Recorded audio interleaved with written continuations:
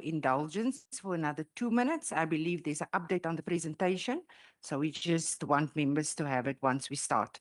Thank you very much.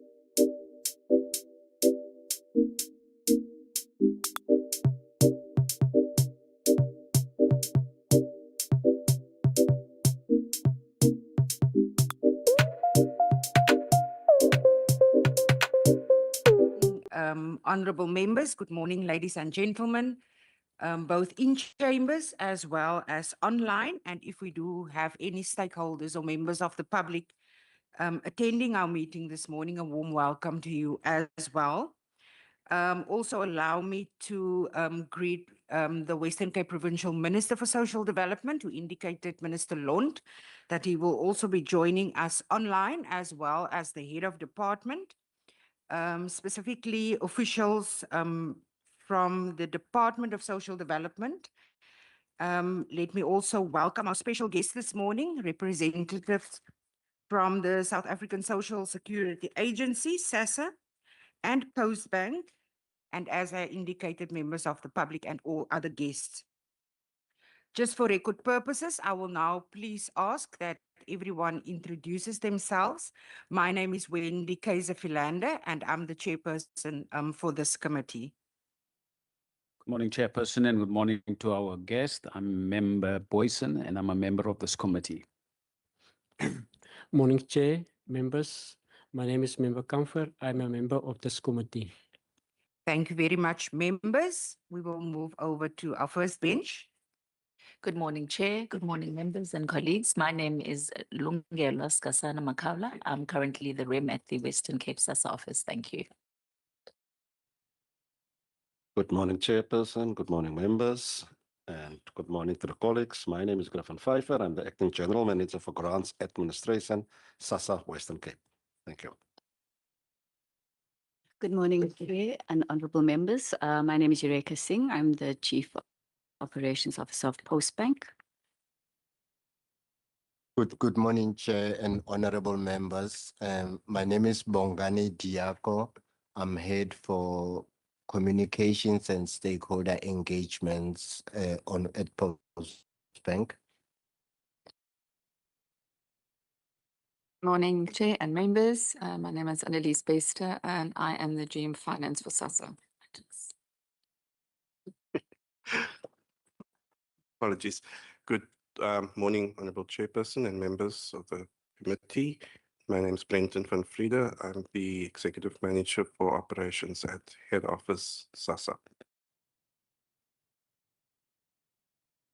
Good morning, Chairperson. My name is Ntieto Cecile. I am the General Manager, Corporate Services SASSA. Thank you. Good morning, Honourable Chairperson and honourable members. My name is Farhad Mohammed, and I'm from I'm the GM of Operations. Good morning, Chair and honourable members. Brian Goliath, Policy Developer, Department of Social Development, Provincial Office. Thank you very much. I'll just ask my procedural officer to also introduce herself. Morning, Chair. My name is Nomonde. My surname is Jan, the Digital Officer for Health, Social Development and Child Protection. Thank you very much. Then we move online. Members online. Hi, I'm Thomas Walters. I'm a member of the committee. Good morning, Chair and everyone. My name is Rachel van Vogel, and I'm an alternative member of this committee. Good morning, everyone. I'm Peter Johnson, and I'm a permanent member of the committee. Good morning, Chairperson and all. Aisha Kasim, member of the committee. Thank you very much. I think that's all members. Do we have any guests that you're aware of? Online? Not? Thank you very much. Then we will now proceed. Again, thank you very much, I think on behalf of the committee, for your attendance in person this morning. Unfortunately, some of our members could not make it in person, but we do appreciate that you honored our invitation to present to the standing committee this morning. Once again, a lot of you are no strangers to us, so we really do appreciate the fact that you are here this morning.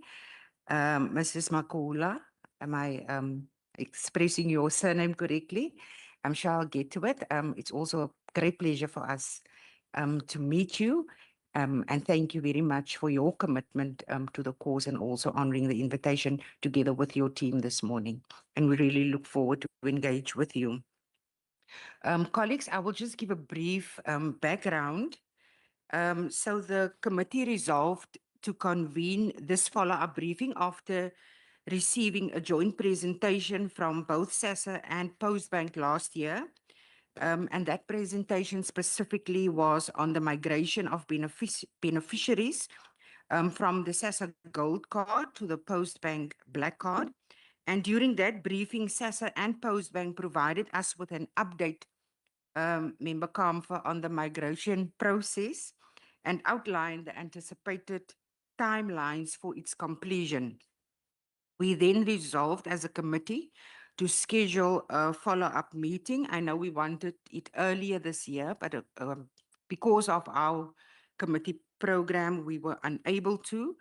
And the resolution basically asked for this meeting in order for us to monitor progress and to assess the implementation of the migration process, specifically to the Western Cape. The committee also previously noted with concern the uncertainty and the anxiety experienced by many SASSA beneficiaries during that entire process, at which beneficiaries were required. We know all about the long queues. Often they also expressed that they had limited information and just overall uncertainty about the migration deadlines and how will that impact on them as beneficiaries. Members of the committee also received numerous inquiries from concerned members of the public that seek assistance and clarity because many beneficiaries at the time feared that were they unable to migrate, they might not receive their social grants. So recognizing the significant impact of the migration process on vulnerable beneficiaries, the committee then invited SASSA and Postbank to account for the implementation of the process and to provide assurances that beneficiaries would continue to receive their grants without disruption. Today's meeting, then, honourable members and colleagues from the two entities, provides an opportunity for the committee to receive a comprehensive progress report from both SASSA and Postbank on the current status of the migration process in the Western Cape, if there are any outstanding challenges, measures that have been implemented to address these challenges, and support available to beneficiaries who have not yet migrated.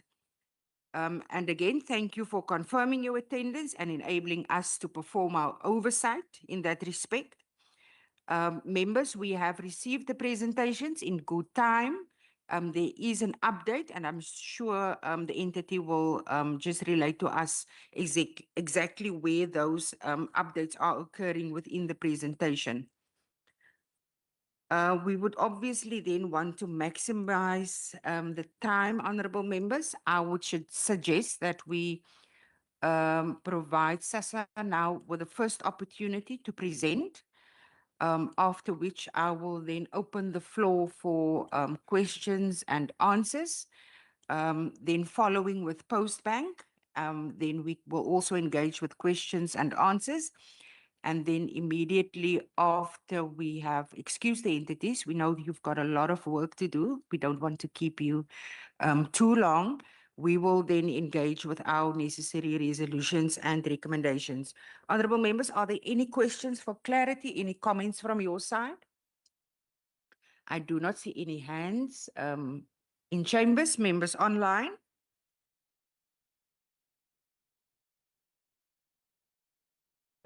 Going. No hands online. Thank you very much. Then we will proceed with the presentation from SASSA. Thank you. Thank you, Chairperson. And we will proceed. I think before I start, Chairperson, the previous time when we were sitting here in the committee, there was quite a lot of persons acting in various positions. So just to provide an update to the committee, although the officials introduced themselves, we don't have an acting REM anymore. We have a permanent REM, Ms. Lungelwa Sikasana Makahula. She's been appointed from the 1st of July, 1st of June as the new REM Regional Executive Manager for SASSA Western Cape. And then also we previously had our acting General Manager for Corporate Services at that time when we were here. It was Ms. Sayetsu Cecile.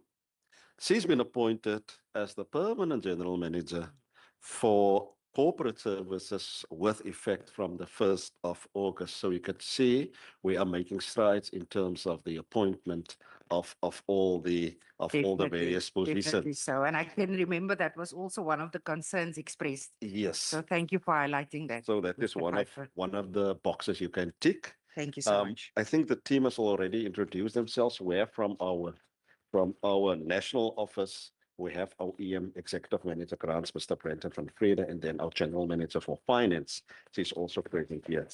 Chairperson and committee members, in terms of the presentation from SASSA, we will just provide, we're not going to be very long. I think all the information are there. We will just provide a brief overview of that in terms of the in terms of the grants, where we are, and then also our collaboration with Postbank, and then after coming to the detail of that, Postbank we will then hand over to Postbank after engagement. So if you allow me to continue, Chairperson. Thank you very much. So from SASSA side, our presentation will cover our beneficiary overview of the region, as well as our service delivery footprint, our current service delivery environment, the operational statistics, and also the stakeholder and communication support. And lastly, we will talk about the SASSA and Postbank collaboration. So in terms of a beneficiary overview, the slide just provide a synopsis. Oh, sorry. Oh, okay. See, it's presenting there. It's displaying, so we can move on. I don't know. Yeah.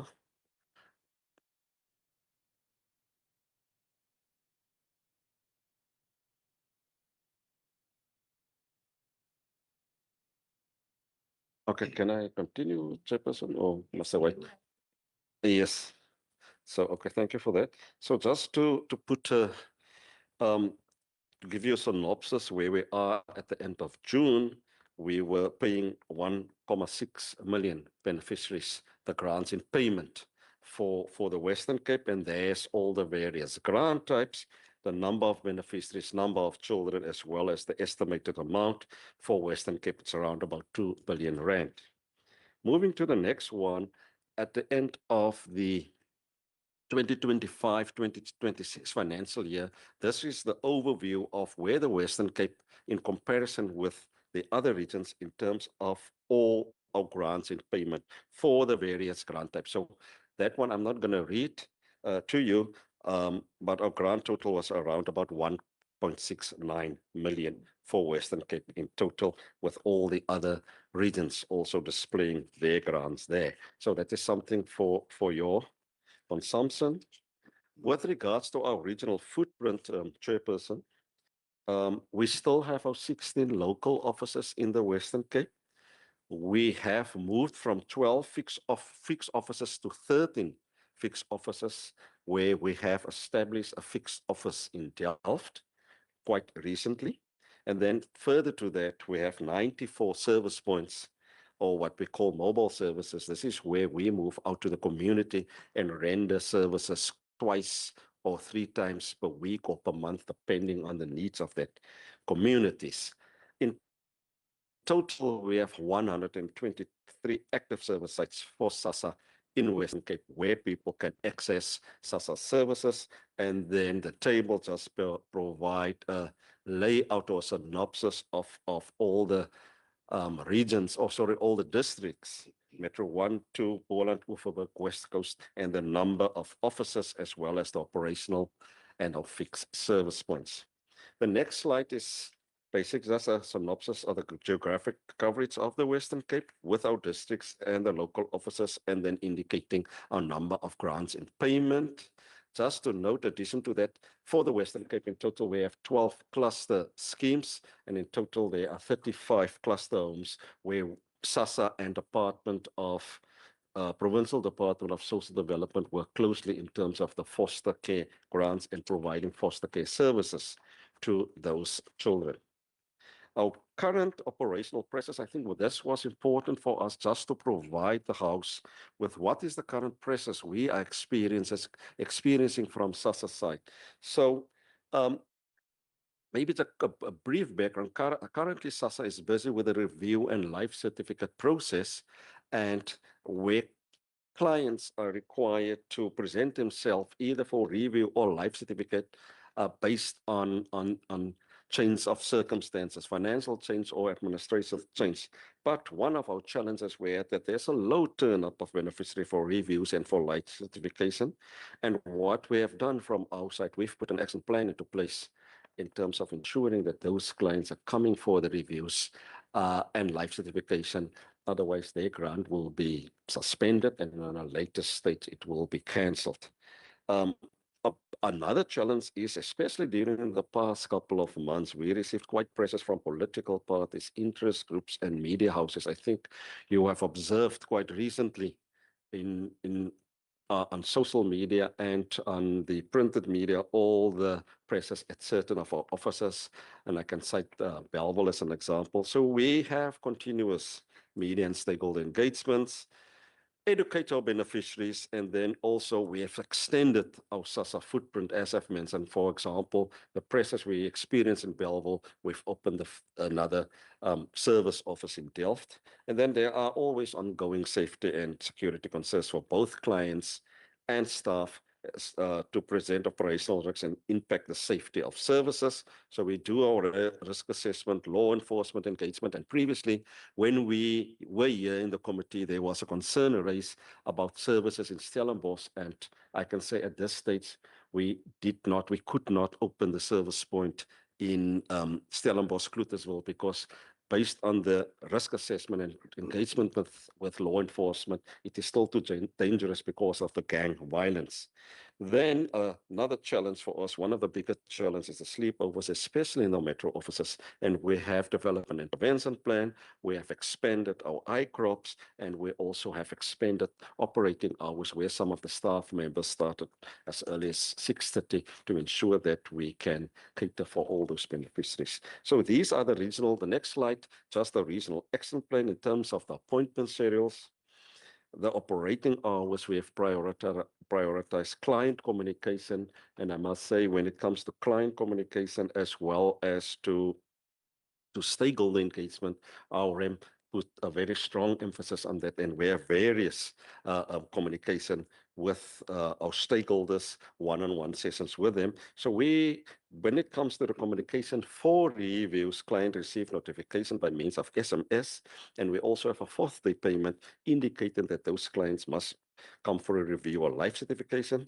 And then local officers, they designate special sites exclusively for the handing of reviews, which we will now implement as from August onwards.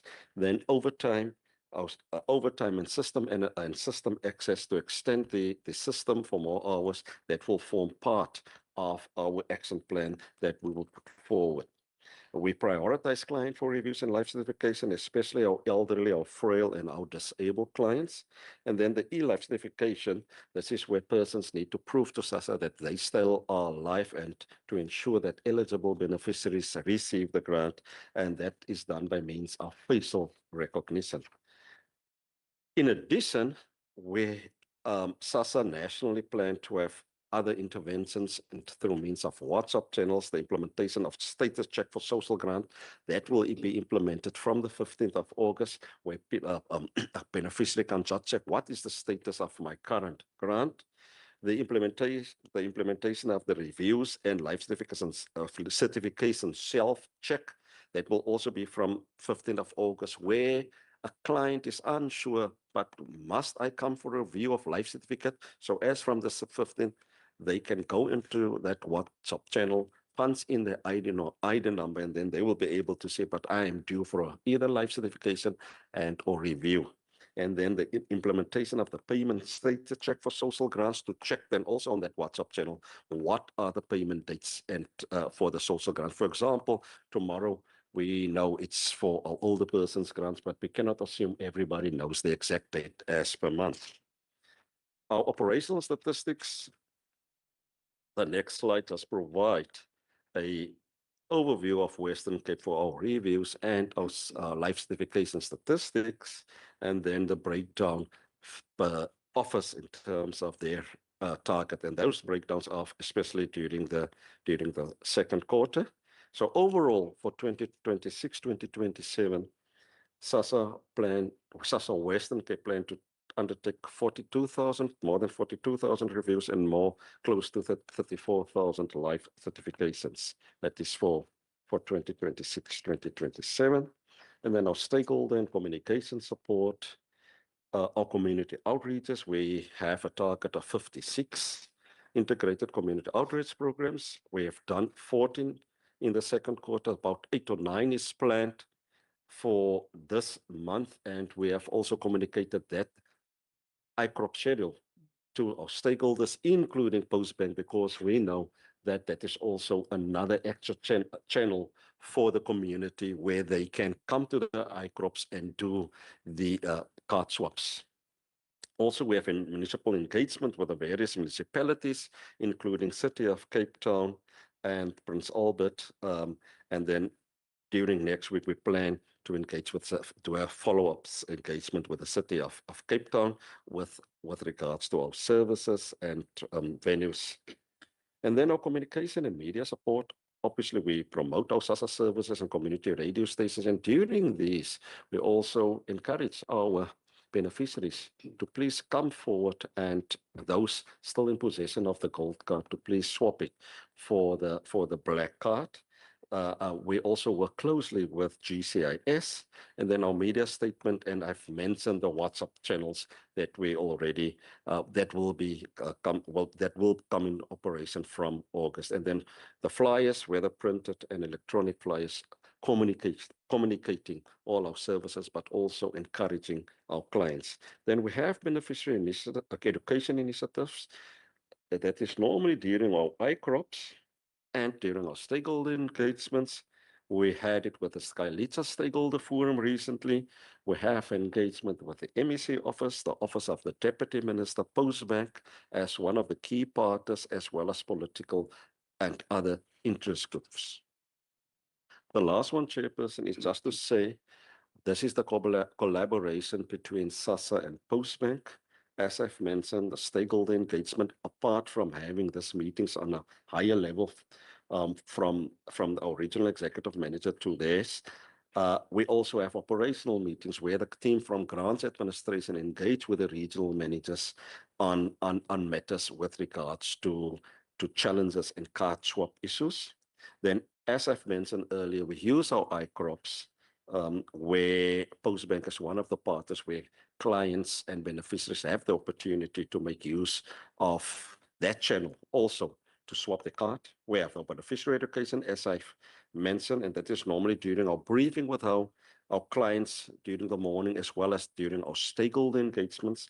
And then we are aware that all clients are not able to do the card swap. So we have this agreement with Postbank. If there are any clients that request home visits, they will forward the names, which they've done, to our regional office. We have them centralized, and from there we will communicate, or we are communicating to Postbank to conduct the home visits especially for our elderly and frail clients in the various community.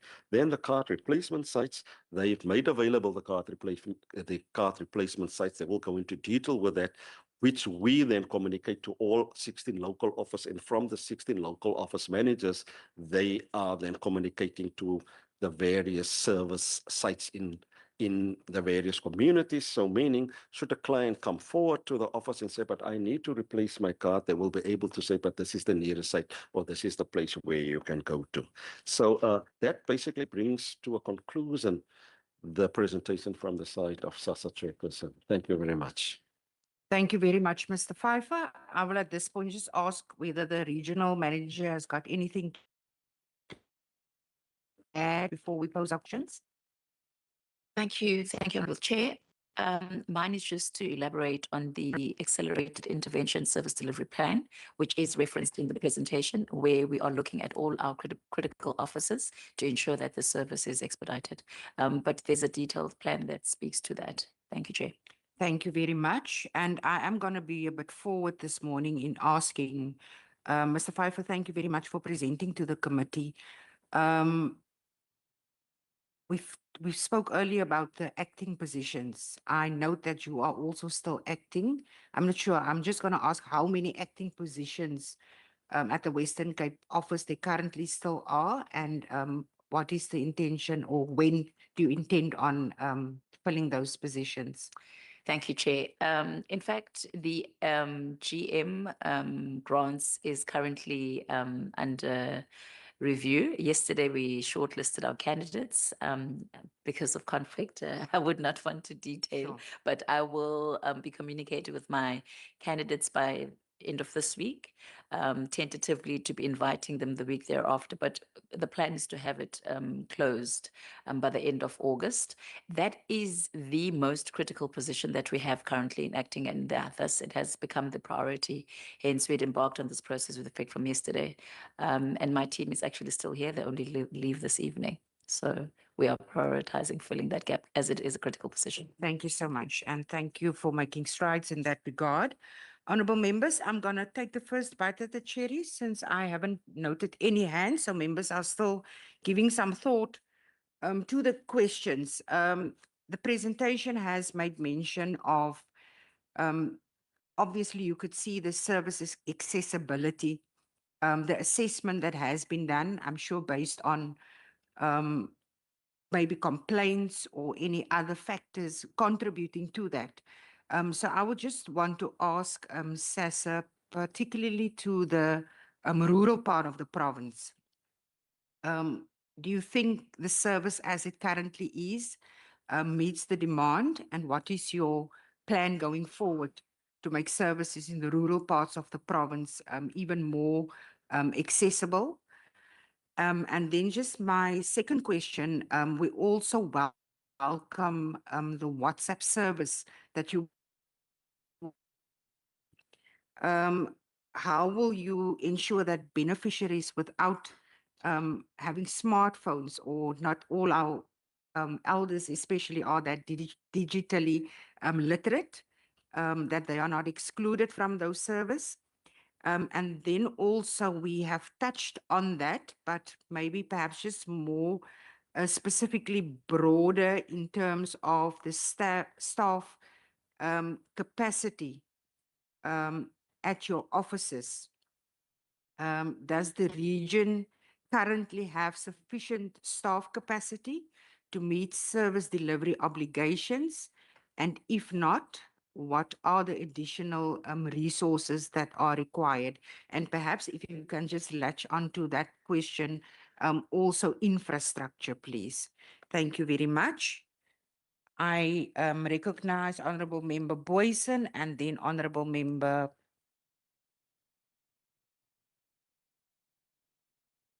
Comfort. Thank you. Okay, and for comfort. Chairperson, thank you. And from my side, it's not a question, it's just a comment. And for me, Chairperson, the cherry on the cake is the Delft office.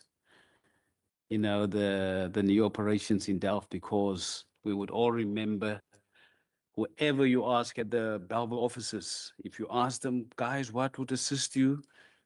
The answer was always if they can open Delft, if they can open Delft. And we now notice that it has been opened, Chairperson. That is a very, very good move. And what's now going to be outstanding for us, we will then now watch, you know, the operations in Belleville, in terms of, is there any reliefs because of the Delft operations?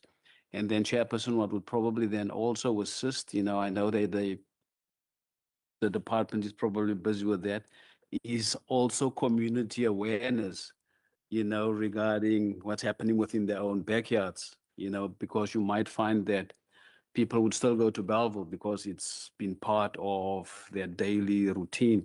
But it is a great move, and we really applaud that as the committee. Thank you, Chair. Very much, Member Boyson. Member Comfort. Thank you very much, Chair.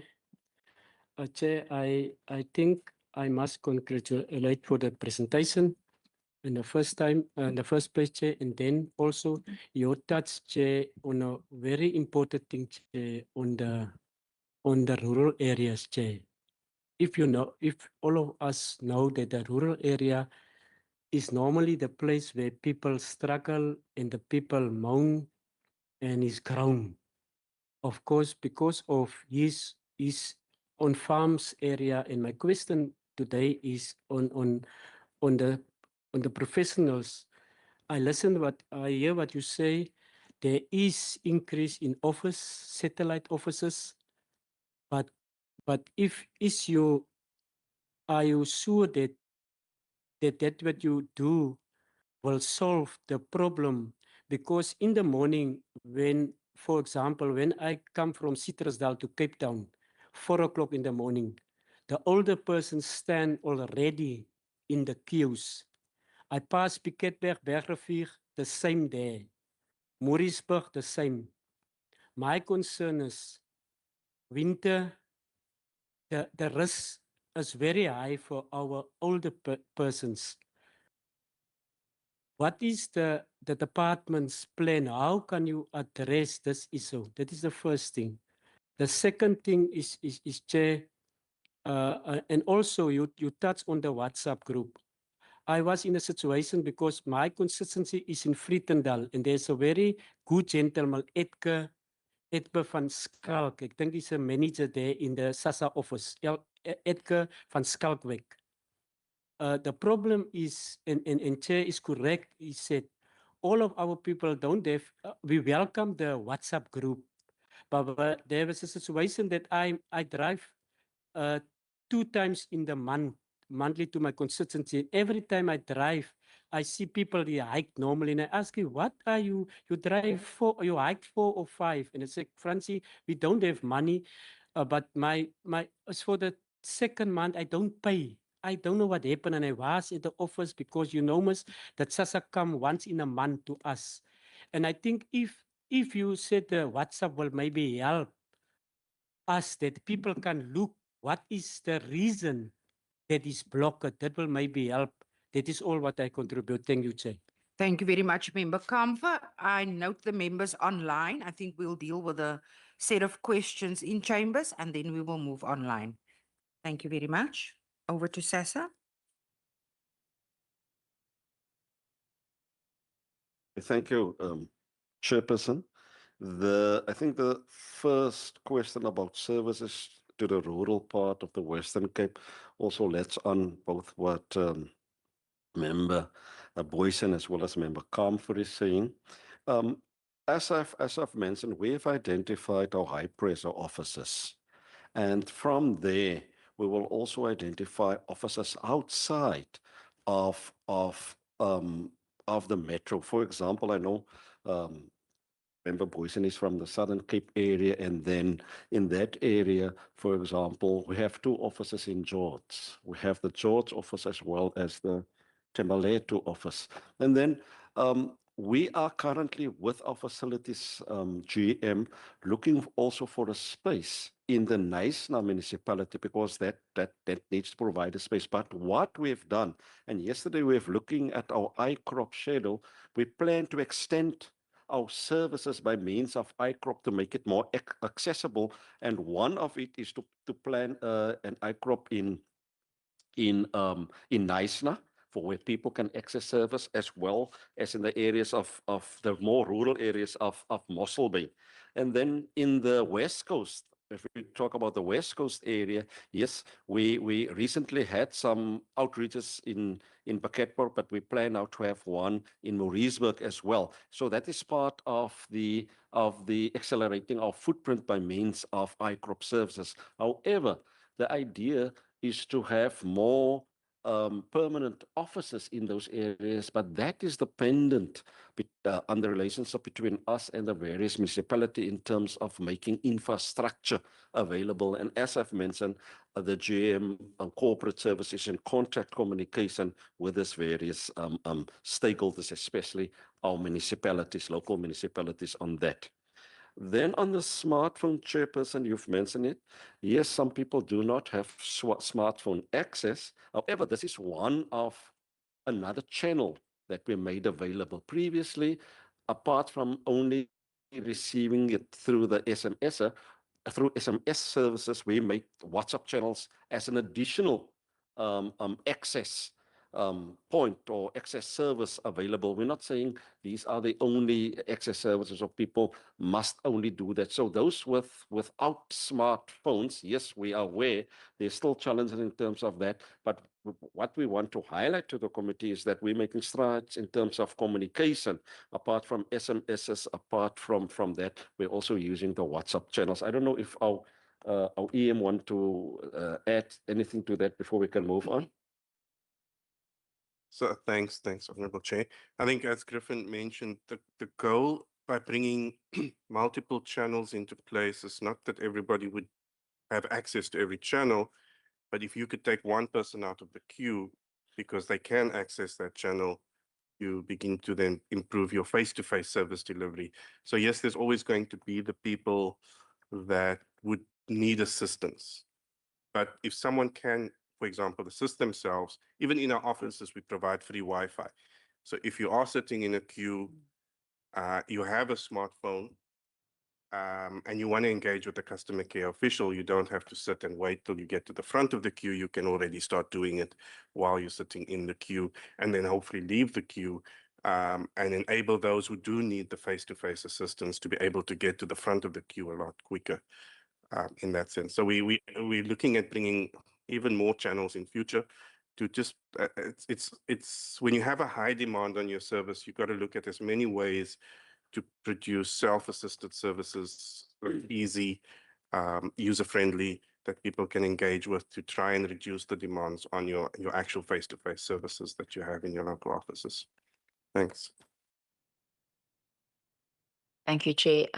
Just in terms of what the EM has alluded to as well, last week we had a visit from our national ICT head, and this was all to look into an integrated service solution where with the infrastructure expansion, it is augmented and people are now able to, even with the actual service of the portals we're using, increase perhaps the megs in some of the pressing point offices so that the consultation per client, time spent per individual is reduced so that we can see more people.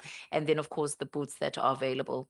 And then in terms of communication, as we do mention, yes, we engage as well in local community radio stations, but I think what has become key and efficient is our direct engagement on stakeholding, where we go and see the local offices and meet with our stakeholders, whom we then rely on to disseminate the information as well. Because what we are doing at the moment is we find with that kind of proactive engagement, we also are able to resolve some of the infrastructural issues which we've had.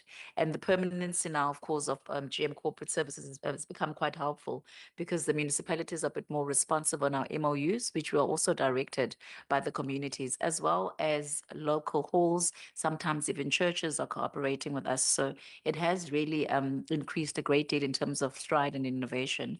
So that also assists with our capacity. So I've just thought to bring that to the fore. Thank you, Chair. Thank you, Rem. And then, Chairperson, I think you raised the matter about staff capacity and whether the local officers will meet the obligation in terms of the infrastructure. I think our infrastructure at the local offices, that's quite fine so far. However, when it comes to staff capacity, yes, we are aware that there are various services being rendered and various demands placed on the current staff. For example, we have now the reviews and the life certification. So we have for this financial year appointed contract workers, and SASSA Western Cape has appointed 73 additional contract workers who will assist with the reviews, with life certification, because we know with the current staff capacity, it puts too much demands on our staff and on our services. So that is what we have put in place in terms of that one. Obviously, we also continue to advertise funded vacant posts, and we're also aware that there were some staff leaving the agency, but overall government, because of the various packages they offered during the 2025-26 financial year and also now, and we look at prioritizing all those critical posts, especially at local office level, because this is where service delivery is taking place. Then I think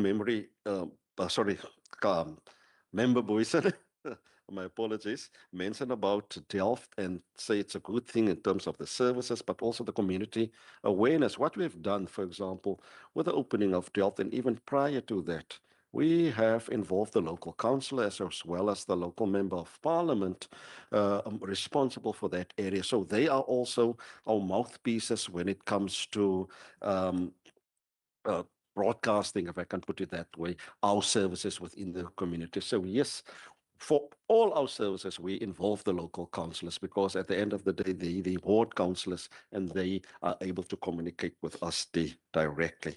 So that's is, I think I've covered everything unless there are outstanding issues, Chairperson. Thank you very much. Thank you very much, Mr. Pfeiffer, and also to the regional manager. The members that posed the questions, are there any follow-ups before I move online? You covered Member Kamfer, covered Member Boyson, also myself, thank you very much. I saw Member Windvogel earlier on, had a hand up. I do not see her online now. Can you please check for us, Namonde?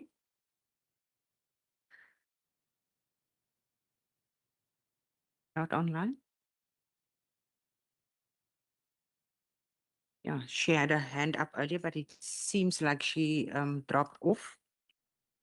If ICT can perhaps just check whether she's experiencing any technical difficulties and please assist her. Honorable members in chambers, do you have any further questions to the presentation? Member Boyson? I'm covered, Chair. Thank you. Thank you very much. Perhaps just another question from myself. Especially, we are also dealing, most of this committee members and others are dealing also with the ad hoc committee on child protection reform, which also slots in with social development. And a lot of, on our outreaches, the collaboration between SASSA and Home Affairs are mentioned there by members of the public. What do you do in terms of strengthening that collaboration? What do you have in place specifically? And then also the Belleville office, for example, that is something that constantly comes up. I know at one point there were lesser people in queue. And at one point, I received a call to please come. I slept over last night and we find a long queue as well. I know you have implemented some system advancements at that office. What is the reason for still the queues being that long? Yeah, if you can perhaps just give us insight into that issue at that specific office as well, please. Thank you, Chair. Maybe just to begin with the collaboration with Home Affairs, we have actually quite a good working relationship as such. When we have ICROPs, as them being one of our stakeholders, they are present, as well as when we do home visits, they are coming through with us in the mini ICROPs, as we had the whole of July, where then we try and promote that our beneficiaries move from the green book to a barcoded card, because that does assist with our systems as well for their biometrics. And then in terms of the Belleville office, it's quite an interesting one, because in the month of July, with all the interventions that have taken place, because I think there's now 4 officers that are supporting the site of Belleville. We've got Vasantagal, we've got Delft, we've got Bishop Blavers, and then we have the Elsius Rivier, which has now taken off the pressure from the office in Belleville. And in terms of perhaps why at times we would have a spike in the queues in the Belleville office was particularly in the reviews and e-life certifications that Mr. Pfeiffer earlier on referred to, where we've also now, with effect from the 1st of June, had the additional 73 contract workers which are assisting and also redirecting for the ease of the queue. And why it takes this long? Going back to the explanation earlier where we were saying sometimes because it gets full, the system gets overlocked. So we've now increased capacities in terms of being able to process quicker. Hypothetically, if an office was working at 10 meg, it's now working at 5 gigabytes, for instance, within a certain particular period. Last week, I was at the office myself, and the week before, I do drive through for spot checks. And if you go now between 11, I would say 10 and 11 in the morning, you'll find that the queues have already been resolved in terms of systematically sorting out the queues, because they start as early as 6:30, and likewise is the one in Kailicha. And by 12, 1 o'clock, people, it's actually very rustig, if I may put it that way. It's, people are settled, and there's direction in terms of, because that queue management system helps quite a lot. And it's with the systems working well together and integrated that we're able to swift, because at times you find that people are just there for letters and just there for small things that should not take that long. But now that the system is working efficiently, it really is giving great produce. Thank you, Chair. Thank you very much. Member Boyson. Thank you, Chairperson. Chairperson, your question and the response have just triggered something in my mind from my own understanding, is to complement what you've asked. It's an uncomfortable question. It's an uncomfortable situation, but I just can't grasp it. How is it that you sleep over in Belleville, but you're still not number one the next morning? In terms of, if you ask the people who slept over in those queues, they would still tell you that I had to sleep over again. So to me, it's either the queue was too long, or what could have been the possible cause for them to sleep again. Because if I sleep over, I must be number one the next morning. What's happening in the sleepover and not being able to be assisted still the next morning? Thank you. Thank you, Member Boyson. Mr. Pfeiffer. Thank you, Chairperson. I think the other aspect that we need to indicate with the long queues and with the sleepovers, not everybody that come here that goes there to sleep over. We've made some spot checks, come for the grant. There's this matter of extortion, what we've picked up. I'm keeping the queue for somebody else on condition that that person pay me 120 to 250 rand. That's the one thing that we picked up. The second one, because you're first in the queue, it all depends on what you're coming for in terms of services. Some people come, we've got our express lines where people come for the normal change of address, people come for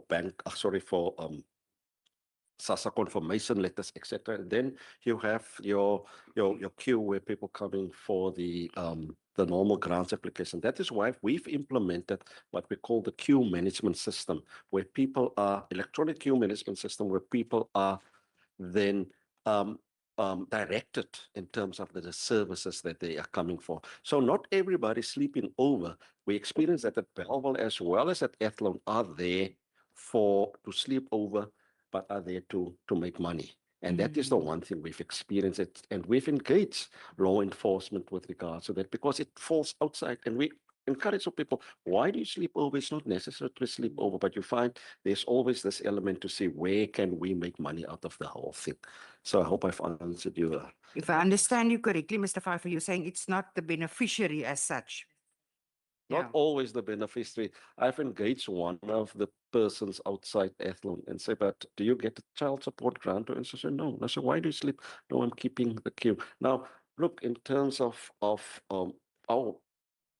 frame, we cannot, outside that belongs to the city of Cape Town. So I cannot chase that person away and say you're not allowed to sit here. And says, no, I'm keeping the queue. I'm keeping the queue for somebody else, because tomorrow I know I will receive money in terms of that. So that is one of the challenges we experience, Chairperson. Sure. Thank you very much. I see Member Van Vogel is back. Member Van Vogel, I recognize you. Thank you. Thank you so much, Chair. Chair, let me also first welcome the presentation. Chair, and also the fact, let me join you by congratulating the department with the appointments of actings, not the department SASSA, with the appointment of actings. I do have two questions or concerns. I work with a lady called Lorraine Berlin. I think she retired now last year. During that difficult time when you were giving a background She was our person really assisting us very much in the rural areas, especially in the Overberg area. My concern is the fact that when the gentlemen speak about the satellite offices, or normally they are sending people out to service the people. They will arrive here around 11 o'clock and they will pack up around 2. So now you are sitting with people coming from farm areas, very far, 70 cases from where the service point is. Now that person must come then the next week, and it costs them money.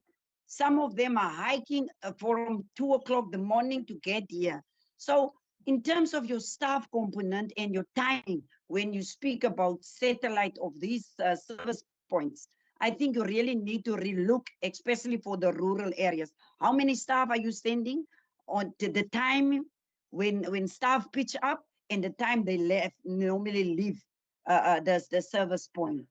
Then the other issue, Chair, a lot of people come to our offices complaining they on payday, there's no money.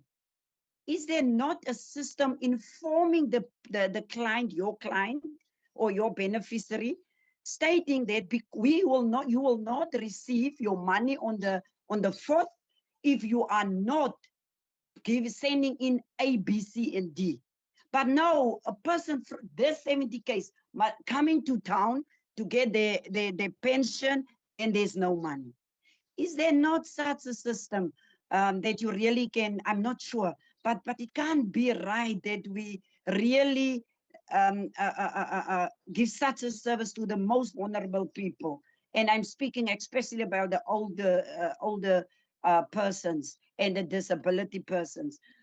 So that's my 2 points that I need clarity or answers on. But otherwise, Chair, we are working very well with the SASSA in my area. Thank you. Thank you very much, Member Windvogel. Over to SASSA. Thank you, Member Windvogel. Yes, from what I've heard, I think Member Windvogel is in the Overberg area. We do have one permanent office there in Caledon. We have a satellite office in Bredasdorp as well as one in Grabouw. And from the satellite office in Bredasdorp, we are rendering services. Yes, Mrs. Burling, she was the previous senior manager responsible for that area, and she also retired. Thank you for raising the concerns, Honorable Windvogel. We will definitely look in terms of that, because if we look at our operating hours is from 7:30 till 4, a normal operating hours. So we will look in terms of that matter, especially for those specific areas. I was not aware of that, but thank you for bringing that under our attention. With regards to people not receiving their money on the pay date, I think I just want to re-emphasize that there are specific pay dates for the various grants. For example, tomorrow I've mentioned will be the old age grant, the day thereafter it will be your disability grants, the 6th and the 7th, the children's grants. If a person do not receive his or her money on the specific dates, it means that person will receive the money later, but it's an indication to that beneficiary that he or she must go for a review or life certification. That's the one thing. What we've indicated that as from August, we will put those channels in place where people can check their pay dates, but they can also, by means of those WhatsApp channels, be able to see whether they are due for a review or life certificate or life certification. What were the reason why I did not receive my money? Just to cover that again, Chairperson. Thank you very much. Thank you very much, Mr. Pfeiffer. Member Windvogel, are you covered? Any follow-up questions? Chair, I'm not clear. Perhaps is this foreign language that we are speaking English? I'm from a rural area. I'm not clear with the last part. In terms of, I have about few clients at my office stating when she arrive at or they're using the Capitec, this is a Capitec per beneficiary. There was no money. When I called in, they told me the lady must go to the nearest branch. Now, like today, it's SASSA today in Swellendam. Must go to the nearest branch because she need to provide, I don't know, whatever. So my question now, in terms of that, is there no way that you can inform the beneficiary in advance so that they don't come to Swellendam to get this? I'm not speaking about those that are waiting on the pension, or what do you call it, the titula. I'm not speaking about those ones. I'm speaking about those who are in the system for years, old age people or years. Then suddenly, boom, there's no money, and then We've there's got you, something that Member they Van need to Vogel. submit. Yeah. Thank you so much. Thank you, Member. Thanks, Chairperson and Honourable Member. So I think the reason why most people do not end up getting their grant suspended is because we've called them in for a review. So we've picked up something that indicates that they possibly could be getting another source of income. The ones that we are currently doing are largely ex-public servants on GPF. So this is our current round of reviews that we're doing. Now, we do send out an SMS notification when we select you for review. So you would get, okay, I won't say you would get, but we would send you an SMS based on the last contact number you've provided to us. Now, we do note that beneficiaries don't always update their contact details. So it is likely that they didn't get that SMS that we sent out notifying them. Now, just to point out the review system, how it works, you got 3 months to do a review. You'll get your SMS month 1 that says you need to come in for a review. If you haven't come in for a review, you're going to get your SMS month 2 saying you're now at risk of suspension if you don't come in for a review. And then in month 3, you get suspended, not cancelled, suspended, as a way to prompt you to say, you need to now come in and go to a SASSA office and find out what's wrong. What we've also done, noting that many people don't get the SMSs because they haven't updated their contact details with us, we've adjusted our payment schedule. So in the past, we had 3 payment dates, one for older persons, one for people with disabilities, and one for the child support grant. That was your standard 3. We've introduced a 4th payday as a signal to people to say, if you get paid on this 4th day, note there's something wrong with your grant. So the first 2 months, from the time you start your review, before you even get to that 3rd month where you suspended, you would be put on this 4th payday as a way, hopefully, to signal if you didn't get the SMS, contact SASSA. There's something wrong, contact SASSA before you get suspended so you can find out what you need to do to complete the review process. And we've then coupled that with an extensive communication. We've got about a week before the pay run and a week after the pay run on, I don't want to say all community radio stations. I think we got about 90% of the community radio stations on board, where we run these short messages on those stations to say, if you get paid on this 4th day, don't panic. Sorry, if you don't get paid on your first 3 days, wait till the 4th day to find out if you're going to get paid. So don't panic, and because we also don't want people rushing into our offices on day 1, 2, and 3 when they don't get paid, because then you get the queue challenges.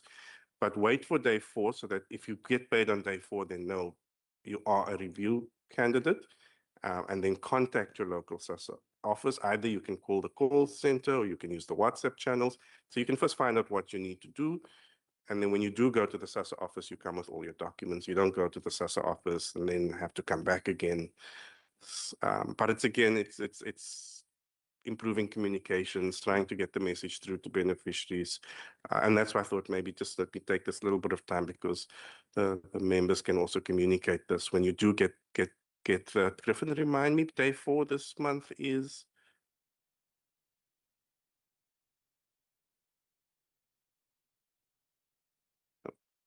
So everyone that didn't get paid this week, wait till Monday. If you get paid on Monday, then you know you're a review candidate, which means you now basically, it's like an application. You've got to get all your documents, all your income-related documents, your residential-related documents, and then take those in when you go visit the SASSA office. Sure. Monday's a public holiday.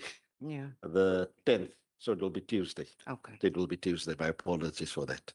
Thank you so much for outlining that process as well. I recognize Member Boyson.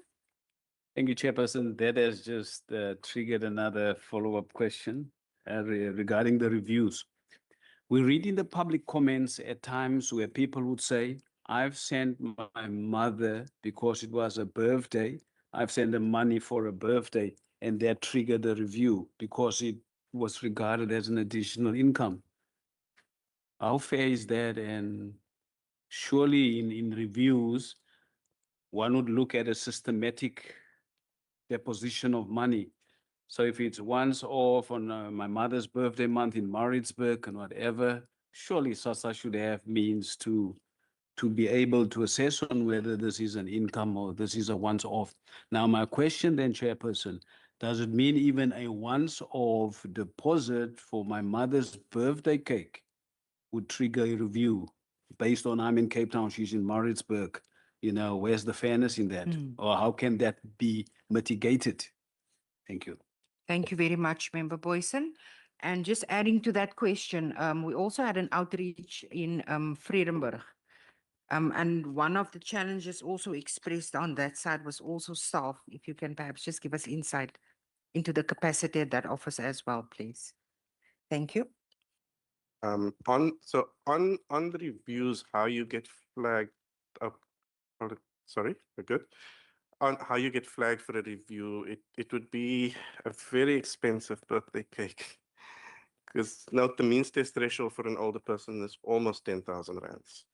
So that would have to be a big deposit into that bank account that would trigger a review. And we wouldn't know that. That's why we do the review. We don't cancel your grant. We don't suspend you. We just say, please, we've seen this.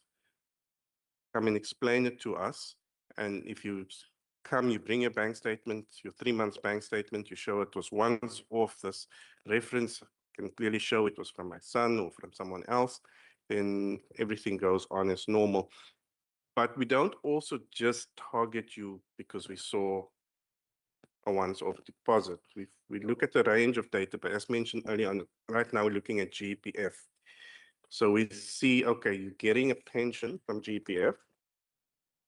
We also look in your bank account and we see your deposits are higher than the means test. So that probably means it's likely your GPF pension that's being deposited in there.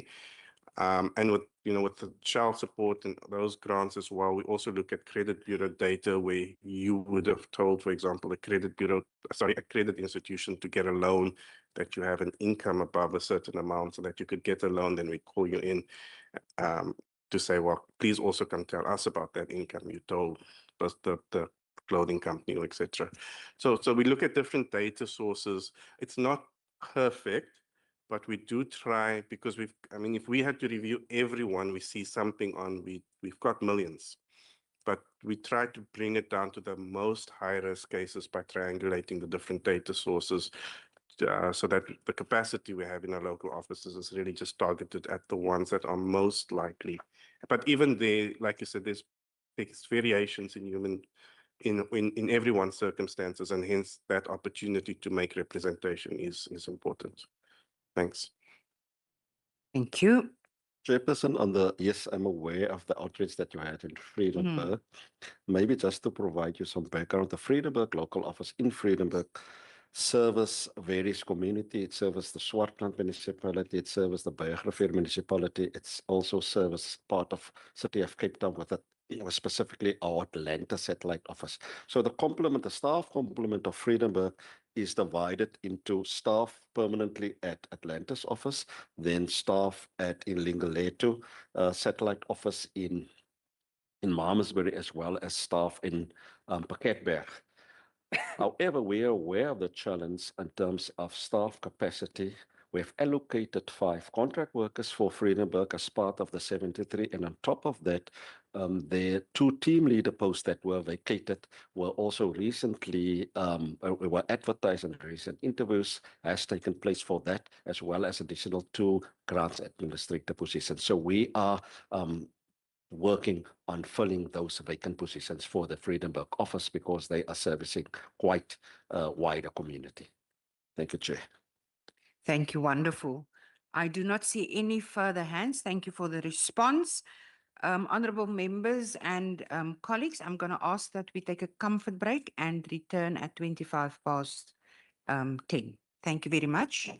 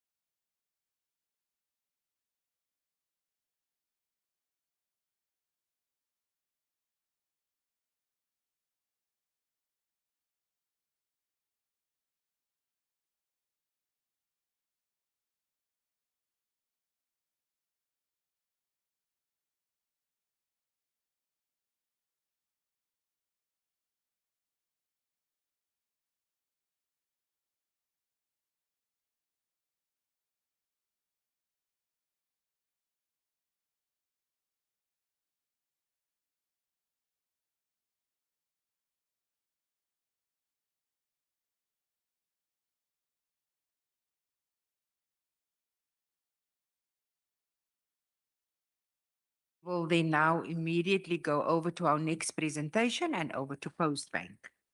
Thank you. Thank you, Chair and honorable members. I'm going to kick off our presentation with just a recap on our card replacement approach.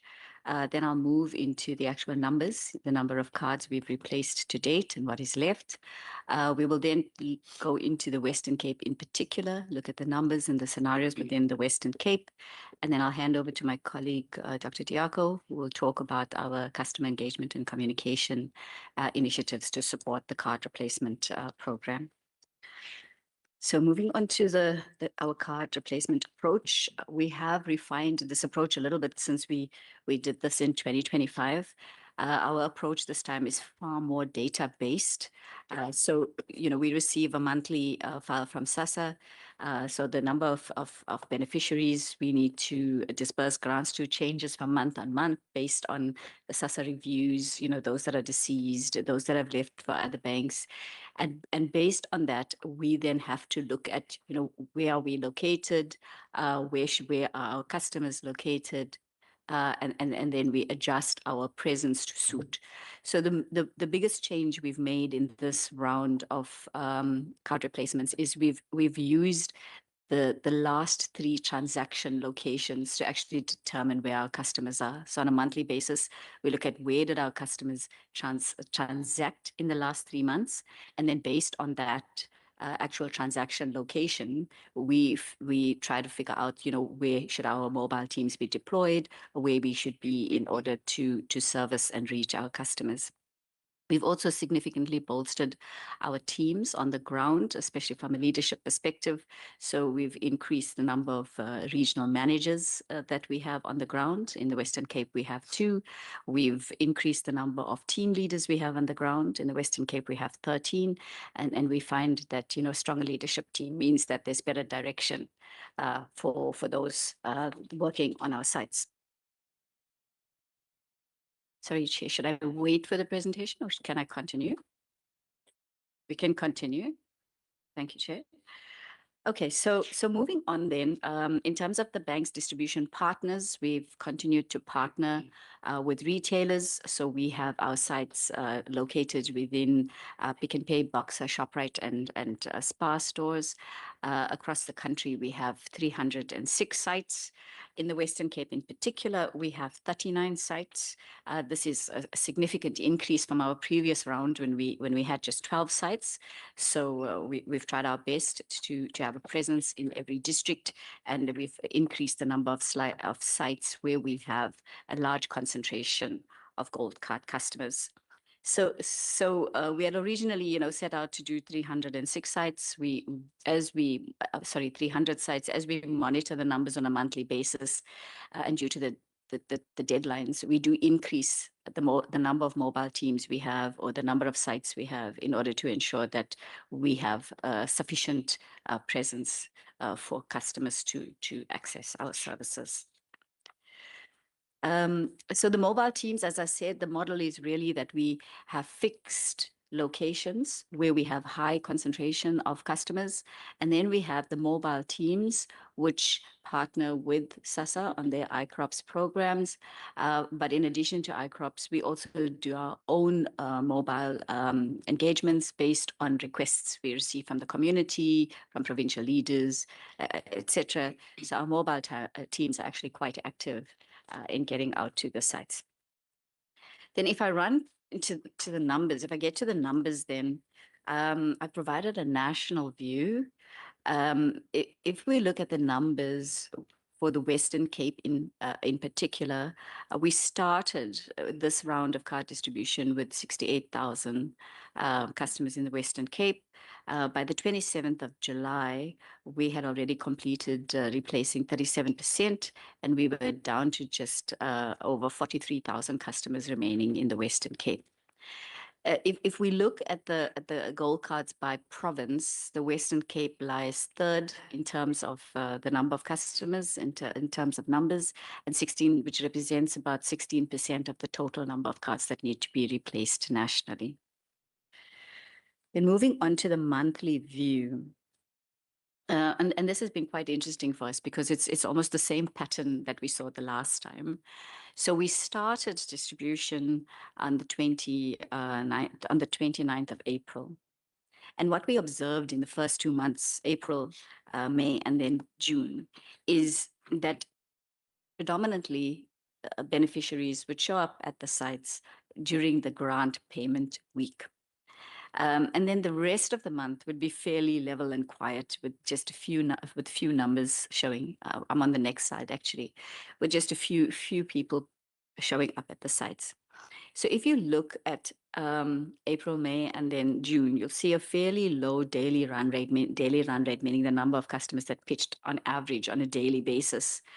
And we really had to work hard to try to increase these numbers in order to meet the deadline. So we significantly improved the communication. Dr. Diako will touch on it just now. He'll go into the details, but direct communication has been also an additional measure we've deployed this time. We send SMSs directly to individuals. Every couple of days, we look at the number of people that have arrived, the number of people that are remaining, and we send a reminder SMS directly to the customers. Now, with our deadline being August, we expect that this daily run rate is going to increase even more this month because we've taken measures this time to communicate the deadline upfront. So from the very first day of distribution, we communicated that we will stop this now on 31st of August. And you can see the pattern of individuals, there's inertia initially, and then as you get closer to the deadline date, you see more and more beneficiaries turning up. The blue graph on the right-hand side here just shows the pattern in 2025, where we saw exactly the same thing. In the last month is when we had most customers show up. And we fully anticipate that will happen this month as well. Okay, so moving on to the Western Cape in particular then, I've mentioned that we have 43,800 odd Gold Card customers remaining. We've increased our number of sites significantly from 12 previously to 39 this time. We also have 2 mobile teams. And I've also provided a district-by-district view here. What you can clearly see is that the city of Cape Town is where the bulk of the beneficiaries are, 68%. And that is where the concentration of our sites is as well to match this demand. On the next slide, I've just provided a view of the sites themselves. The yellow dots represent the concentration of sites. And as I've said, where there's a higher concentration of customers, there's a higher number of sites to meet the demand. We've provided as well lists of the locations of the sites, though those are available via USSD. So you don't need to hold on to that list. And then our mobile teams, we have 2, one based in Cape Town and the other based in Hermanus. And these are deployed from those locations into the areas surrounding them.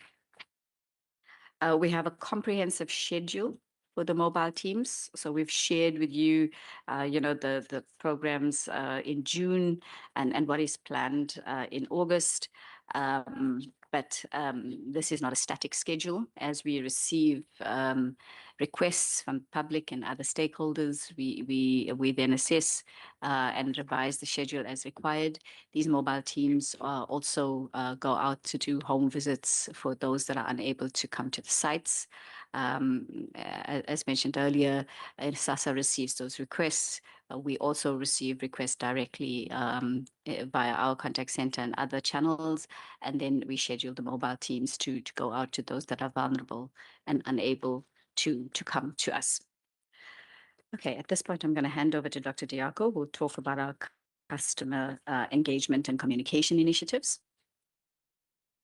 Yeah, good morning once more, Honorable Chair and honorable members in the chambers and members online. Mine won't take long. It's just to amplify on the presentation from Post Bank on the question whether we are doing what is required to make sure that beneficiaries are aware that they need to replace their cards.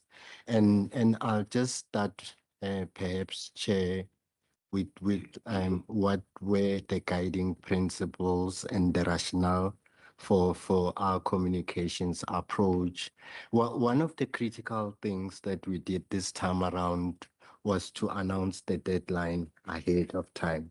From inception of the project, everyone else in the market, the beneficiaries, the stakeholders, all constituencies knew that come the 31st of August, that would be the deadline. And the reason we did that, it was a learning from our past card replacement project chair, where there seemed to have been too much confusion when we announced deadlines and we moved deadlines, even though at times the moving of the deadlines were informed by engagements with critical stakeholders on the ground.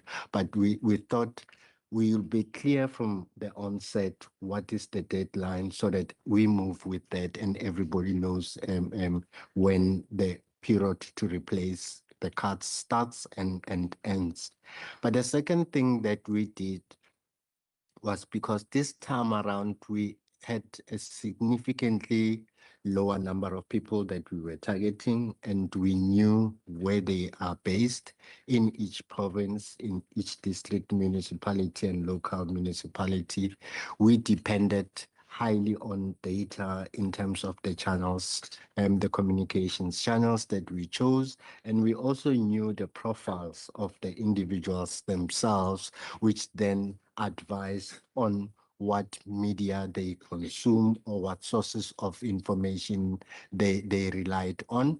We had an always on daily customer reminder process that we kept on a daily basis, as Yurek has alluded to, using two channels, one being the SMS communication directly to those affected customers, but we also had a significant digital presence because, Chair, as you could see from the numbers, over 80% of the affected 500,000 people are actually child grant recipients whose profiles are those of mobile young people mostly, and they consume digital and social media for information. This time around again, Chair, we really did a stronger collaboration exercise with GCIS, which the last project that ended on the 25th in 2025, we realized that we didn't pull the government message closely and controlled it, where you had significant challenges of beneficiaries being confused, because on the one hand, Postbank would be saying this, and then you had SASSA on the other hand saying something different, and beneficiaries found themselves in the middle, not knowing who to believe.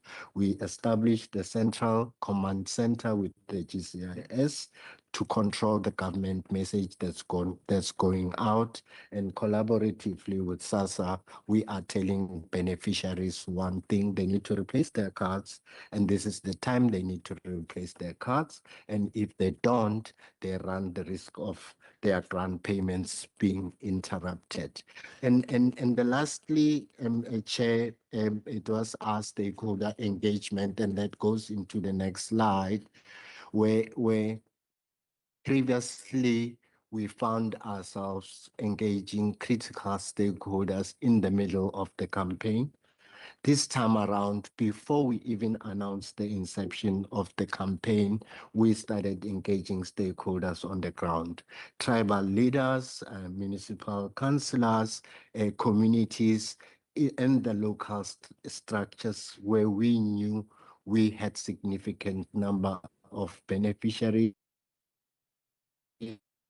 ground. Our regional teams engaged them, prepped them, took in from them, which then informed how we communicated and how we rolled out, and some of the mobile team exercises and programs that we've got are based on that feedback from the stakeholders. The next slide, Chair, it just shows the completed communications activities that we've done since we started with the project in April and up to June. We used SABC extensively, SABC Radio. We used SABC TV as well extensively across the board. But not only did we do that, we relied on community radio. I think the bulk of the campaign was on community radio stations across the country. Our partnership with GCIS came handy because they've got a dedicated pool of about 68 community radio stations across the country, which we have used. And as I go into the slides on the Western Cape, you will see the list of the community media that we've used. Digital and social media, again, were some of the platforms that we used for the reasons that I have explained, Chair. So the next slide just illustrates our focus on the Western Cape as a province over and above our presence on SABC on TV and SABC radio. These are the radio stations in the Western Cape that we have used. Not only have we used them from a PR engagement point of view, we have also used those stations from a paid media point of view. So we had strong partnerships with them, paid them to help us on a daily basis to push the message out to the communities. We did outdoor media. The next slide just illustrates some of the billboards that we put out in the Western Cape. I think there is one digital billboard that we had. To turn off airplane mode. Okay, Siri. The apologies, Chair. This is so embarrassing. The billboard that we've done on Old Oak Drive, and it's still up even now, and that has been part of our awareness initiatives. We've done branded taxis as well because they are mobile billboards that go into the area. And the next slide just illustrates the deck of taxis that we had branded in terms of the areas we were targeting. And again, Chair, this was just not us picking up a taxi from somewhere. We knew in Belleville we have a significant number of beneficiaries. And we knew in Mitchell's Plain we had a significant number of beneficiaries. And as we picked those outdoor activities, they were linked up with the data on that. So the big question, Chair, is there awareness? We are confident together with SASSA that across the market, there is awareness around the card replacement. Beneficiaries that are impacted themselves directly do know that they need to replace the cards. But as Eureka had indicated, the pickup, though, has been a challenge, and this is historic. I think even our SASSA colleagues, as they were talking about the reviews, did indicate that even the pickup on the beneficiaries pitching up for reviews is a challenge. So what is it that we are doing? And we have started doing that has really showed us an increase in the numbers. We've started creating agency. Our messages are tailored to create agency on the beneficiaries, not panic, but really make them realize that if they don't take advantage of this available opportunity to get the new cards, they're really risking their grants being impacted. We are driving traffic to our sites, also cautiously doing that to ensure that we do have significant people at the sites, but we don't want large numbers of people that will then raise other factors such as dignity issues on the sides and the long queues.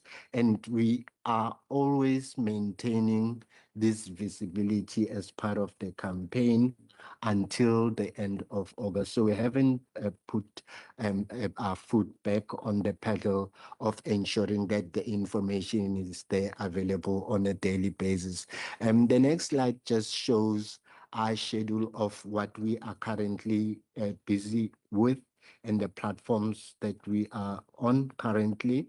We are again, Chair, as indicated, strongly on community radio. We have our presence paid for on SABC, also from a PR element. We're also on SABC TV. We're sponsoring the news bulletins with squeeze bags. The SMS campaign hasn't stopped on a daily basis. Those that haven't replaced their cards, they are being informed to do so. And our PR campaign will continue up to the end. And then we will, towards the end of August, tweak our message to focus on the mop-up process that will be towards August and maybe the first 2 weeks into September as per operations plans, Chair. I think I will stop here because the slides that are just coming after this one just shows which specific platforms we will be on SABC and the likes, and I'll grant sufficient time for questions, Chair. Thank you. Thank you so much. And I think in the same vein, and members would agree that huge strides made. Thank you so much. Congratulations from the last time that we've seen each other in terms of resources, but also expanding the service as such. Perhaps just my question. I see members are still gathering their thoughts. I can see that. Just specific to the Western Cape, the required replacements, I think you mentioned 30 or rather 43,000. 500 for the Western Cape. So based on that current replacement rate that you've also indicated, are you confident that every beneficiary in the Western Cape will ultimately migrate before the deadline? And then also the operational sites. I think you mentioned 39 operational sites, and you've got 2 mobile teams. What criteria did you use to determine the location of those sites and those teams, please? I think I'm going to park my questions there for now, giving members an opportunity, and then I will come back. Members in chambers? Fine for now, members. Thank you. Members online? I do not see any hands online. You may then proceed with those 2, please. Thank you, Chair. So, yes, so we have completed about 37%. We still have a large volume to go. How confident are we that people will come forward? Well, our previous round of replacement tells us that people generally show up in the last month. And we have done all we can from our side in terms of communication. I mean, Dr. Diako has gone into it in quite a lot of detail because it's really the only lever we have to encourage people to come forward aside from the deadline date. We certainly have the capacity on the ground and the capability to replace every single card. So yes, we're confident that where beneficiaries show up, we will be able to replace those cards by the end of the month. Then in terms of the criteria we use, so we receive a file monthly from SASSA that tells us how many beneficiaries are still active that are with Postbank. We take that list of beneficiaries, we look at their last 3 transactions. In the previous round, we looked at where the beneficiaries had registered with SASSA, and we found that people migrate, they move around. So this time around, we've literally used the last 3 transaction locations to inform us where the beneficiaries are most likely to replace their cards.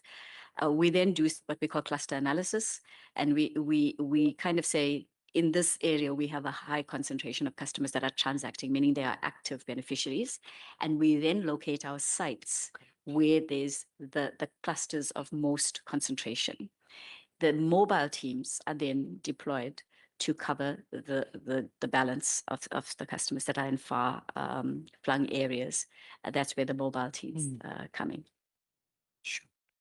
Thank you very much. Perhaps just to latch onto that one, I think members will also be interested in knowing in which municipalities or municipal areas are beneficiaries, where are the highest concentration? In the city of Cape Town. In the city of Cape Town, 68% of our beneficiaries are actually in the city of Cape Town, which is why we have 19 sites in the city of Cape Town. Thank you. Also, your partnership with major retailers, has any of them indicated difficulties with the process thus far? No, I think it's gone a lot smoother this time around. We've improved the location of our sites within their stores.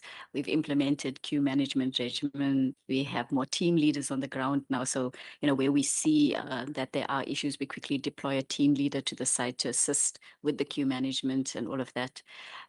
So we've really developed robust standard operating procedures this time around. We've learned a lot of lessons from the last round. I can imagine. Thank you so much for that as well.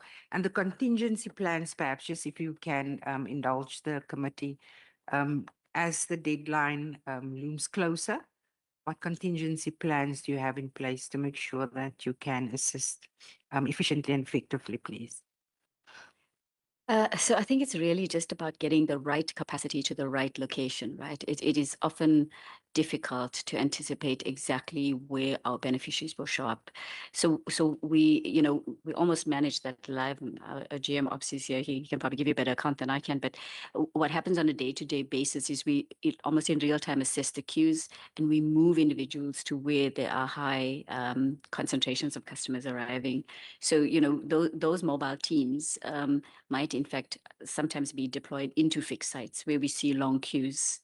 Obviously, we have a lot of contingency measures in place to manage the risk of infrastructure and systems. So there's a team monitoring that, dedicated on the payment days, that gives that additional attention to ensure that everything is up and running. And really, it is a huge focus at Postbank. These payment days and this project is top priority. So all resources know that for this particular initiative, other things can take sort of second place, and they concentrate efforts on this particular task, especially in this month, because we have to get to this deadline. Yes. Thank you. Sir? Yeah, Chair, perhaps to add on to my Chief Operating Officer's answer on the contingencies, I think one of them is actually built in our ask to this committee and the members and the public at large, and that is the amplification of the awareness of the implications of not collecting your card on time towards the deadline period, because we really want that message to reach every affected beneficiary. That will help us a lot for any panic period that may come closer to the deadline. And that is really a humble plea, Chair and members, that as members and Chair go into their constituencies, they assist us in really making sure that the beneficiaries are aware that there will be consequences, and the deadline that has been set for the 31st of August will not be extended. It was purposely communicated early because there are no extensions of the deadline that have been planned ahead. Thank you, Chair. Thank you so much. Are you saying there's no further deadlines after, further extensions after end of August? Certainly, Chair. End of August is cast in stone. Anyone that has not collected their black cards and they're using a gold card by end of August will really be impacted. Their payments will be interrupted.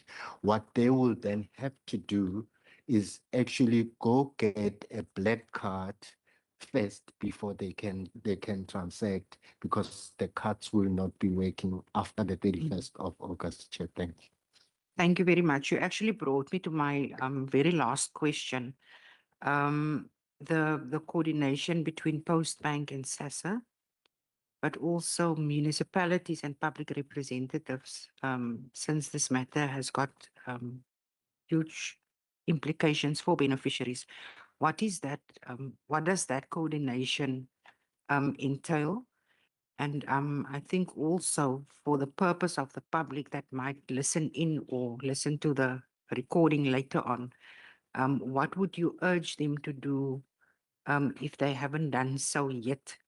And also asking perhaps if you have any material that you can share with the standing committee which we will gladly, through our procedural officer, make available to members so that they can further disperse within their various constituencies, because each member is assigned to a constituency who ultimately consists out of councillors as well, and they again to the ward committees. So we can also do our part in that regard.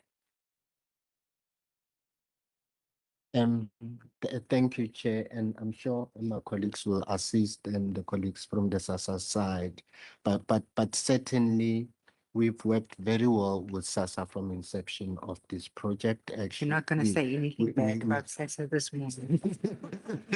we do have a central command structure, especially from a communications point of view, within GCIS, which has, as I said, Chair, helped us to coordinate a non-confusing message to citizens. And so far, I'm sure the PR that the Chair and members are picking up really does show that there's no contradiction. But critically on what is available, certainly it can be made available to members to be shared with the constituencies. We do have flyers available. There's content that SASA, and I'm sure the REM from SASA can easily distribute it much better because they are closer to some of these stakeholders we are referring to. They have it, and on hand we do have it from Post Bank's side as well. So the key message, Chair, is if you are a Post Bank SASA Gold Card customer and you experiencing any difficulty with your payment this time around in August, there's no need for you to go to a SASA office at all. Go to a Post Bank card replacement site, you'll be assisted, because potentially what needs to be done is for you to be issued with the new card. And if you want to know where to get your site in the province, there is a USSD number that we have set up, and it's *120 *355 hash. *120 *355 hash, and then you go to the Western Cape. It will show you all the available sites in the Western Cape from the comfort of your home. You'll pick by your municipality and you'll know exactly where to go. The sites are available, operational Monday to Friday from 9 to 5.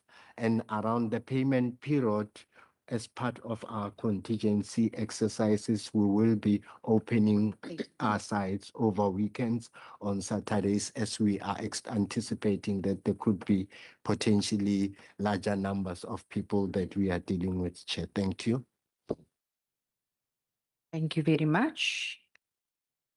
Members, are there any member Boyson? Chairperson, I'm from Laingsburg. And nowhere do I see poor Laingsburg. No mobile teams, no permanent officers for the migration. Does Laingsburg exist?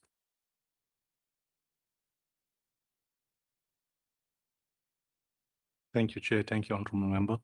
I think if you can give us the exact site, we can tell you, or place, we can tell you exactly how we've catered for it. And if not, then we'll be happy to see how we can set up. We are very fluid in this round of site setups. We can move stuff around. Our roving teams can go to a particular site very, very quickly. In fact, we can mobilize teams within days to a particular site if there's a requirement or need for it.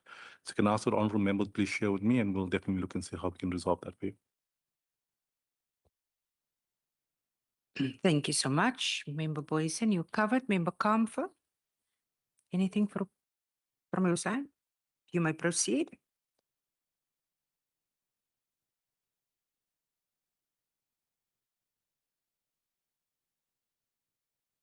Chair, I'm listening very careful of that date on the 31st August, Chair. All what I want, Chair, is this date. How is the communication of this? Because that is a very important date for the participants in the ground. I think the Chair request a very humble request to the post office. is there any way that we as the reps can help to distribute and alert the people on the ground in this state? Because we will suffer and you know, the time where they switch the card, there was a backlog. So that is all what I will contribute. Thank you, Chair. Thank you very much, Member Comfort. I do not see any hands online. And then my very final question, with every process, there's always the risk of fear and of fraud involved in it. So what are the measures that Postbank are putting in place to make sure that such do not happen during this process? No, Chair, thank you, and Honorable Member Comfort. Certainly, the 31st of August date is very critical, and it's critical because it's got implications for people that would not have swapped, and as part of what we've termed our mop-up period, that is the 2 weeks before the 31st of August and the 2 weeks after. We've built up a communications campaign that will intensify the messaging around it. But certainly we do take note of the input that potentially that includes activations and loud hailing in the areas. And I think the mop-up process will also be data-driven because it will be informed by which areas in particular do we notice we haven't had a significant dent on the migrations, inform the targeted nature of the communication. So certainly taking note of the input will build in the loud hailing in those areas. Radio certainly is planned for that period.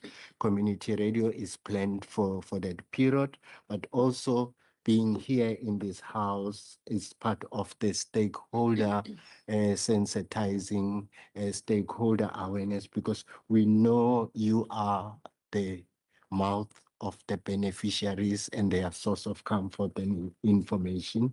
And we know they take credibility from the information they're getting from members of this house much more than they would get from any radio station. And that's why we take really invitations to come here seriously. We appreciate them because they grant us the opportunity to then share for you, to then share with the constituencies. And that is why it is our ask. So we've noted it. Thank you.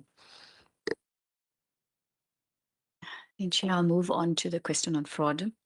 So at the outset, we know exactly who our gold card customers are. So the systems do not allow you to replace a card for someone who's not an existing person within that database. But when you arrive to replace your card, we do a biometric check. So we check whether you are who you are through biometrics with the Department of Home Affairs database. And if the Department of Home Affairs database is for some reason down, we have a backup system that we check. So you have to actually be verified in order for you to receive, your identity has to be verified in order for you to receive the replacement card. And that way we ensure that it doesn't fall into the wrong hands. Thank you very much for the responses. Members, any last questions or remarks from your side? Member Comfort? Thank you so much. So we will deal with the rest in our committee slot. Member Boyson? Chairperson, I'm actually laughing as I'm thinking of this. I've been part of a last-minute system crash of late submissions of assignments. Is the system ready for the 30th of August for everybody waking up, then crushing the system? Is IT ready? Thank you, Member. Thank you, Chair. So remember, the volumes that we're dealing with now are significantly lower than the volumes we dealt with in 2025. So certainly, we are ready. Thank you very much for that reassurance. Members online, any questions or last remarks? I'm covered, Chair. Thank you. Thank you, Member Johnson. I do not see any further hands. Colleagues, then the rest we will deal with in committee in our resolutions and recommendations slot. Allow me then to thank SASSA and Postbank for honoring the invite to brief us this morning. And I've just mentioned to the regional manager outside as well, we are not in a fight with anybody. What we are doing are in the interest of the people of the Western Cape. And I must say, and I'm sure that colleagues will agree with me, that there is improvement without a doubt. And that is what we want to see ultimately.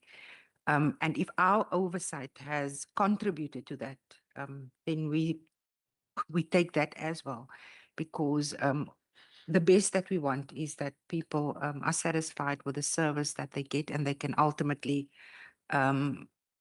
enjoy life, so to say, within dignity, and receive what they need to receive on a monthly basis. So I think us as a committee, we won't have much resolutions, perhaps just an important one as to have a follow-up in reasonable time frame, so that we can hear back how has the things gone as the final extension, but also in terms of your plans, Sessa, that you have for the Western Cape. I also want to say thank you to the national representative for also always honoring our invitation, sir, to be with us. We really appreciate your cooperation with us, and always indulging this committee as well. I would also now grant you the opportunity if you have any perhaps questions for us or comments for us, or anything you would want to relay to the committee at this stage. Thank you, Chair and honourable members. I think for me, it's to thank the committee for extending the invitation. It is key for us to expand on our stakeholder engagement, and we believe highly in partnerships, as we've seen the success rate and the efficiency in them. And we pledge continuity going forward, and definitely you will be getting positive feedback going forward, and we'll keep you updated. Thank you very much. Thank you so much. Thank you, Chair. Equally, we'd like to thank you for the invitation today and for the opportunity to provide you with an update. Likewise, we welcome any feedback, input, anything you would like to contribute to this effort. It takes a community, so we welcome all the input you can give us. Indeed. Thank you so much. Thank you so much. I just have one last request for the regional manager and the COO. You will find a gentleman outside. We just need a short video clip, and that is for our Western Cape Provincial Parliament Facebook page. Just how you experience the meeting. And I think that also greatly helps that our citizens can see that both entities are more than willing to come and account for what is happening. So thank you so much. You are excused, and I wish you all a most blessed day and week ahead. Thank you so much. Committee members must just please stay behind. We just have some committee business that we need to attend to.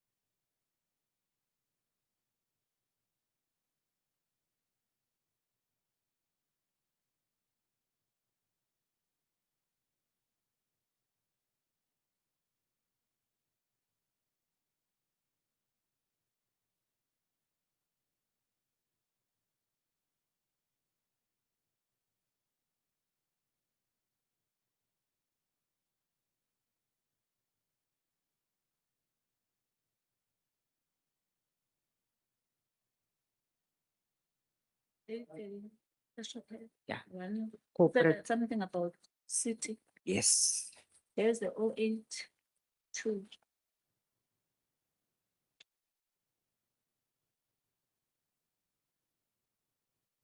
TS. See it. Okay, just the name here. Are we live? Cecily. Cecily. Cecilia.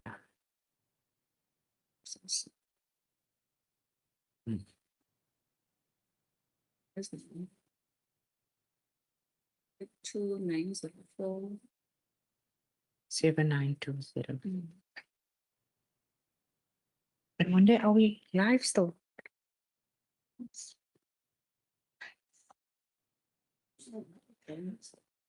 Thank you very much, honorable members. We then now reconvene. Are there any resolutions or recommendations from members? I'll start in the chambers.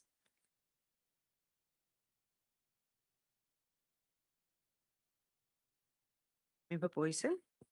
Chairperson, from my side, firstly, it is to accept the presentation.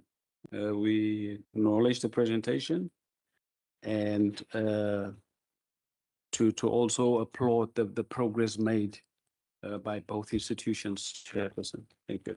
Absolutely, I concur, member. Thank you. Member Comfer. Yes, Chair, I second apparently the member Boyson said. And also, Chair, I would like to emphasize that the distribution of the pamphlets will help us to help the communities and share the information that Chair said. Thank you. Thank you very much. Then through Namonde, we'll reach out to the office and get some relevant material that members can share with their constituents. There was just also if we can decide on date, perhaps not a specific date because the programming authority will still have to approve it, but perhaps just say in 3 months' time that we invite the entities back for progress update. Is that in order, members? Thank you very much. Online, any recommendations or resolutions, members? Chairperson, if I may. You may, Member Johnson. Thank you, Chair. Chair, I know that the parliamentary program is quite full, but I think we've heard some very positive progress that's been made. But I do think if we can find a slot somewhere, we should perhaps consider to do a unannounced visit to one of the busiest service sites in the province or in the metro, and to actually just go and see whether the theory that we've just heard, whether the practical experience on the ground is actually the same as to what we've heard this morning. I must say the few visits that we've done from before, I think gave me a very good sort of idea exactly what the situation is on the ground. And I do think that what we've seen the last time and what we've heard this morning is two different experiences. And I think we should just go and see whether the lived reality is actually the same. Thank you, Chair. Thank you very much, Member Johnson. I agree. As a committee, I think from point of entry until exit, that is something that we can certainly experience with a beneficiary. We have then recorded that as well. Thank you so much, Member. Any other? I do not see further hands. Member Boyson? Thank you, Chairperson. Chairperson, with the indulgence of Member Johnson, probably to put a name to a site, I think Delve, as the second busiest in the province and being newly made permanent, I think maybe that could also, be the one probably on Member Johnson's suggestion. Thank you.